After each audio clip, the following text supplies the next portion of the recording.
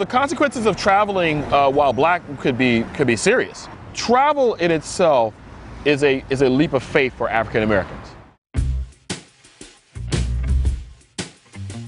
My name is Lawrence Ross. I am a writer based here in Los Angeles. I've traveled a billion places, and this trip is going to be a little bit different than the normal trips that I take. So the main goal is to take the Green Book and then translate it to today. Victor Green wanted to create a guide that allowed African Americans to travel from state to state, from city to city, and it was an annual. It was put out from 1936 into the late 1960s. It provided kind of a place where you could get dinner, you could get lunch, and you know the people were friendly. We were all listed as a way to prevent African Americans from being in a position to where they would be stuck in Jim Crow segregation. When we talk about Jim Crow laws and segregation, they were designed to be enforced, and they were designed to be enforced harshly in order to make sure that the racial caste system in the United States stayed the same. So African Americans could be killed for going or breaking those particular laws. For the Green Motorist book, the Dunbar Hotel in Los Angeles is kind of the Ritz of Los Angeles for African Americans.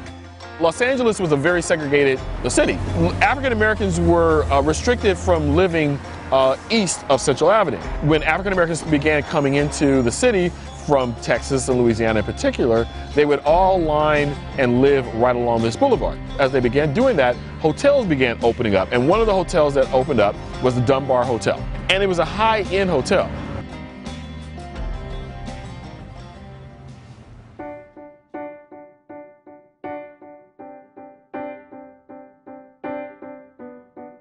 Even though I'm a Los Angeles native, this is the very first time I've ever been inside the Dunbar. It's spectacular. I mean, the architectural detail around this place, you can see why a person who was a star of 1930s and 40s and 50s would come here.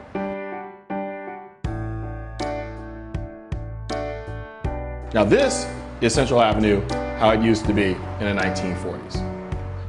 African Americans, clubs, nightclubs, hotel space, everything located on this one boulevard. It feels like an honor to be sitting here where perhaps Duke Ellington decided that he was going to play for some hotel guests, or perhaps Count Basie made a decision to come and stay. Just to be in that presence, you can almost feel them around you. Because this is the space where they were.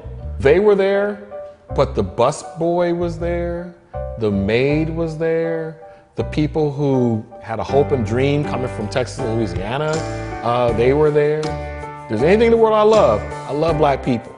And so being here and then seeing that across the country, that's going to be a fun thing to do.